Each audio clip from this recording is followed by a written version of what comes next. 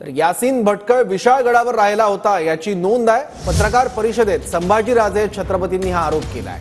संसदेत शाहू महाराजांच्या जयंतीची सुरुवात मी केली असं संभाजीराजेंनी म्हटलंय। मला हे आता पुरोगामित्व शिकवायला लागल्यात। संभाजीराजेंची नाव न घेता पालकमंत्री हसन मुश्रीफ यांच्यावर टीका बघायला मिळते आहे। यासीन भटकळ हा अतिरेकी होता। इंडियन मुजाहिदीन संघटनेचा तो सदस्य आहे।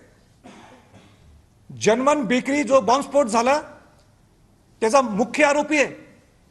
7-8 ठिकाणी ते आज भारतात जे बॉम्बस्फोट झाले त्याचा तो प्रमुख आहे। प्रमुख म्हणण्याचे तो त्याचा मुख्य एक भाग होता त्याचा।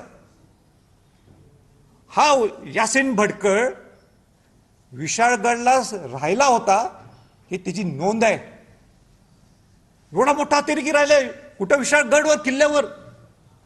त्यावेळी हे महाशय कुठे होते?